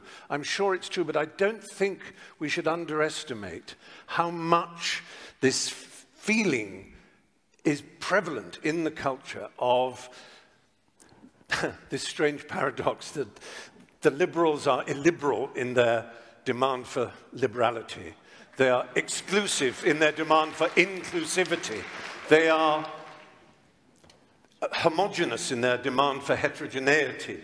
They are somehow undiverse in their call for diversity. You can be diverse but not diverse in your opinions and in your language and in your behavior. And that's a terrible pity. So I would say that I'm sorry that it got a bit heated in places, because I was hoping it wouldn't. I was hoping it would be a shining example of how people of all different kinds of political outlooks can speak with humor and wit and a lightness of touch. As G.K. Chesterton said, angels can fly because they take themselves lightly. And I think it's very important for us, who are privileged, all four of us, privileged to be here, to be asked to be here, to take ourselves a little bit more lightly, not to be too earnest, too pompous, too serious, and not to be too certain. It's a time, I think, for really engaging, emotionally fulfilling, passionate and positive doubt. That's what I would urge. Thank you.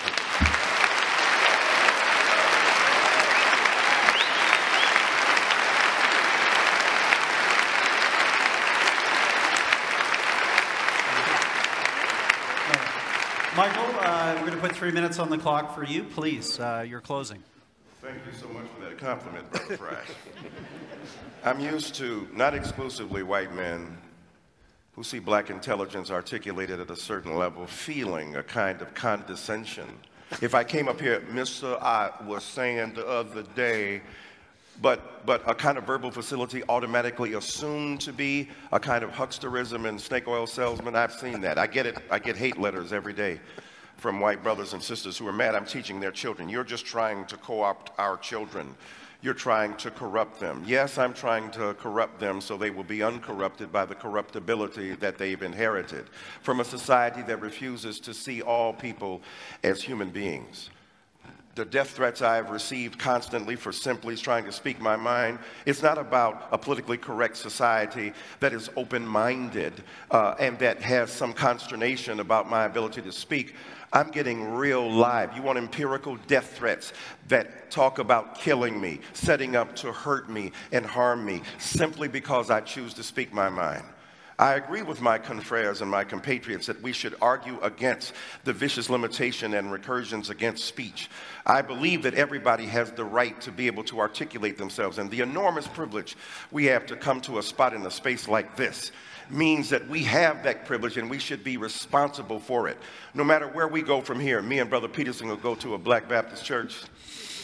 I'm going to hold him to that. He said it on national TV. We're going to go to a Black Baptist church and have an enlightening conversation about the need for us to engage in not only reciprocal and mutual edification, but criticism, even hard and tough criticism, but in a way that speaks to the needs and interests of those who don't usually get on TV, whose voices are not usually amplified, whose ideas are not usually taken seriously.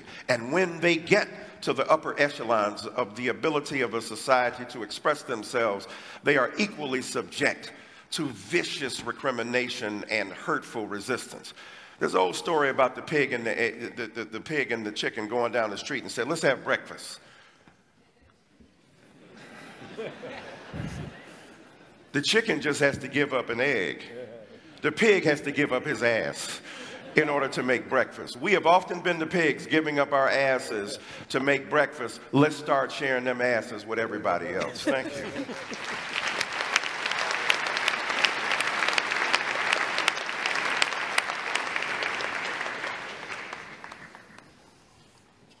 So I'm not here to claim that there's no such thing as oppression, unfairness, brutality, discrimination, unfair use of power, all of those. Anyone with any sense knows that hierarchical structures tilt towards tyranny, and that we have to be constantly wakeful to ensure that all they are isn't power and tyranny. It's interesting to hear Foucault referred to. It's unfortunate, but it's interesting. You know, because Foucault, like his French intellectual confreres, essentially believed that the only basis upon which hierarchies were established is power. And that's part of this pernicious politically correct doctrine that I've been speaking about. When a hierarchy becomes corrupt, then the only way to ascend it is to exercise power. That's essentially the definition of a tyranny. But that doesn't mean that the imperfect hierarchies that we have constructed in our relatively free countries, which at least tilt somewhat towards competence and ability, as evidenced by the staggering achievements of civilization that we've managed to produce, it doesn't mean that the appropriate way of diagnosing them is to assume without reservation unidimensionally that they're all about power, and as a consequence everyone who occupies any position within them is a tyrant or a tyrant in the making. And that is certainly the fundamental claim of someone like Foucault. And it's part and parcel of this, what would you call it, this ideological catastrophe that's political correctness. I'm not here to argue against progress. I'm not here to argue against equality of opportunity. Anyone with any sense understands that even if you're selfish, you're best served by allowing yourself access to the multiplicitous talents of everyone, and to discriminate against them for arbitrary reasons unrelated to their competences. It's abhorrent. That has nothing to do with the issue at hand.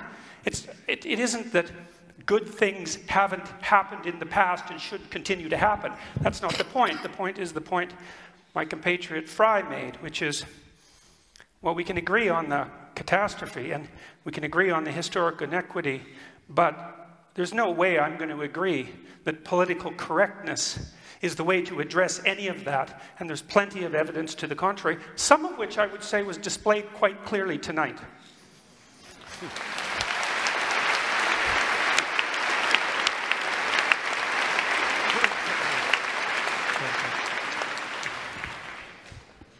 So I think one of the irresolvable issues that we're all coming up against is the role of feelings, right? Stephen Fry has kind of asked us to recognize and empathize with this feeling of being silenced, of being threatened, and I do, and I get it. You know, I feel it sometimes too in my columns. I hate it when I write something that then, you know, gets a kind of irate Twitter mob after me. But if, say, I stood up here and said, you know, recognize how threatened so many women feel when, for example, the kind of, you know, one of the best-selling and most prominent intellectuals in the world right now says in an interview that maybe the Me Too movement has shown that this whole experiment of men and women working together is just not working. Or, you know, maybe if women don't want the workplace to be sexualized, they shouldn't be allowed to wear makeup. I didn't right? say that. Well, Google it. It was a Vice interview. Google it. Yeah, well. So, right, if I say, like, you know, I feel threatened, right, then I'm being kind of politically correct and hysterical. So much of the debate about political correctness. But there's one group that really does think its feelings should be accommodated, and that is what we keep coming up against, is that, you know, there's a group of people, and to some extent I'm part of it, that feels uniquely that our feelings of being silenced, marginalized, censored, that those feelings need to take primacy, that we can kind of you know, sneer when these other groups ask for us to take seriously their feelings of being threatened or their feelings of being marginalized. Then we call those demands political correctness. And I would finally say that I think there's a fair amount of research that people become more closed-minded, more tribal, when they feel threatened, when they feel that their group identity is at stake. And so as much as, you know, you want to blame the left for the rise of the right, I think that when you that the rise of the right, the rise of people who are questioning the fundamental ideals of pluralistic liberal democracy, the more those views are mainstreamed, the more people, I think, are going to shut down in response because people are really scared. Thank you.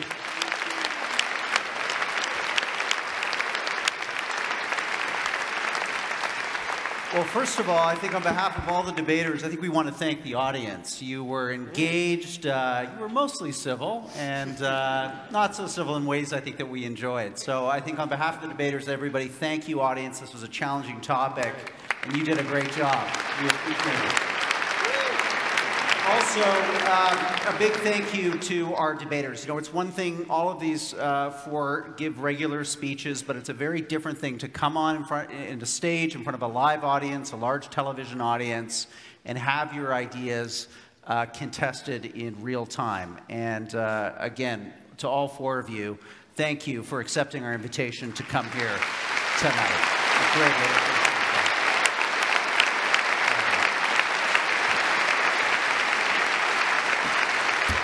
So, a few final notes. First, thank you to the Aurea Foundation, the Munk family, for once again convening us here at Roy Thomson Hall. We're going to do it all again this coming autumn. All of you have a ballot here in the hall. You can vote on your way out. We'll have those results for you just probably after 9:15. And let's just quickly review where your opinions stood at the beginning of tonight's contest. On the motion, be it resolved, what I call political correctness, what you call political correctness, I call progress. 36% agree, 64% disagree. And again, we saw a large percentage of you willing to change your mind, 87%. So let's see how tonight's cut and thrust affected your voting here. You've got your ballots. And again, to those of you who are watching online, we are going to have all these results for you on our social media feeds around 9:15. So, enjoy the long weekend. Happy Victoria Day, everyone. Thanks for coming out to the Munk Debates. Thank you, Stephen.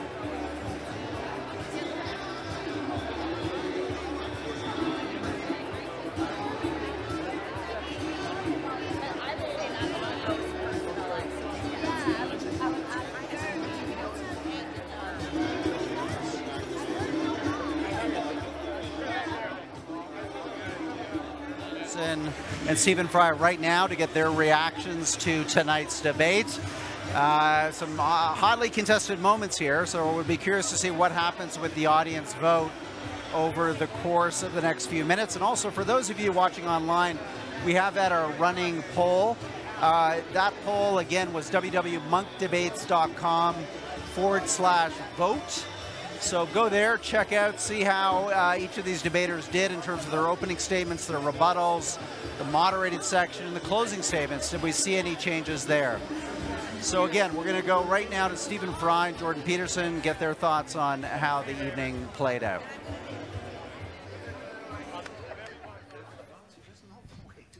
Gentlemen, thank you.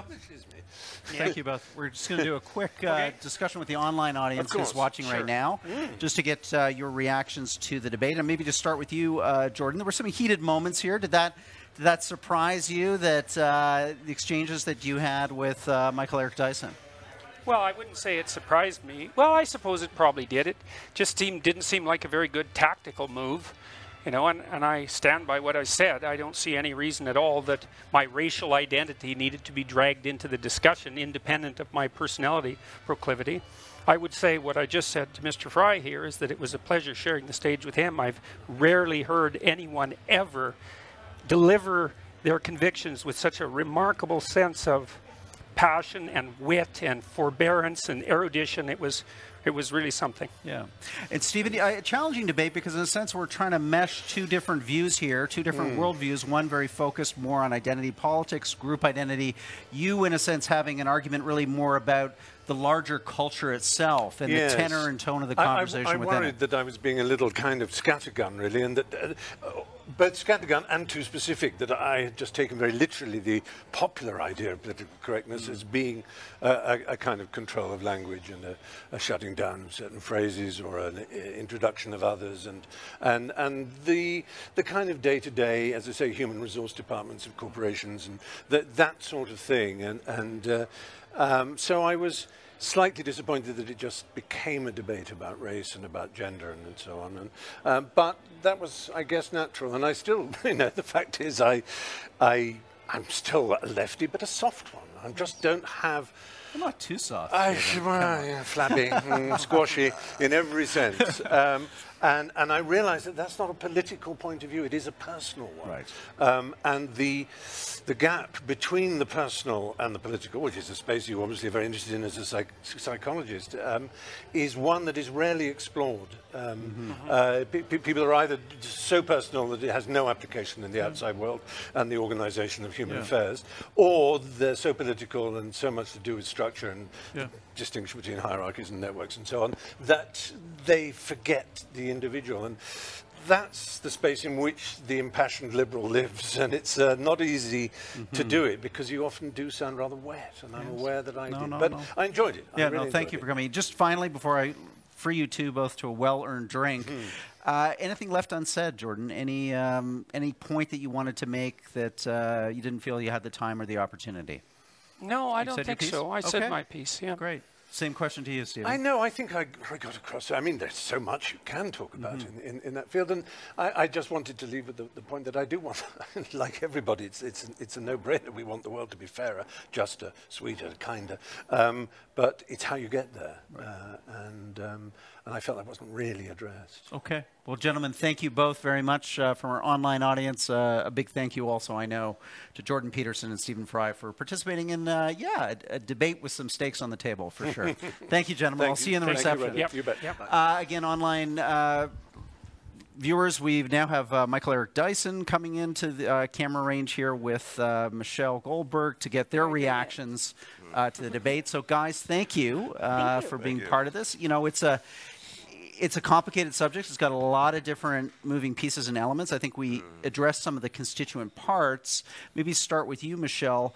Was there something on stage that you wanted to say that maybe we didn't have the time or you didn't have the opportunity? Now's your chance. Well, I guess the only thing I can think of is that maybe I wish that we could have drilled down a little bit more into the gender piece of this. And again, to, what we're really arguing about, particularly with Mr. Peterson and the kind of range of progress, the range of feminist progress that he considers political correctness. I think part of the frustration is that him and Stephen Fry are talking about and defending, I think, a fairly discrete set of ideas with some overlap. And one of the difficult things about political correctness is it's a slippery term that's deployed to talk about a whole range of phenomenon.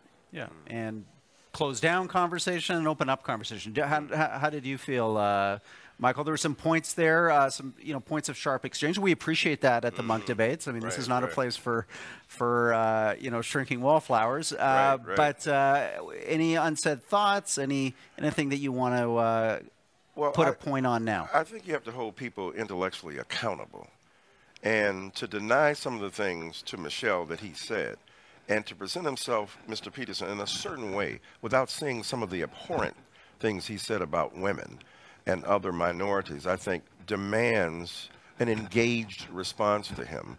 And I think that the idea itself, as Michelle stated repeatedly, and Mr. Fry talked about his frustration, he said, we talk about everything but political correctness.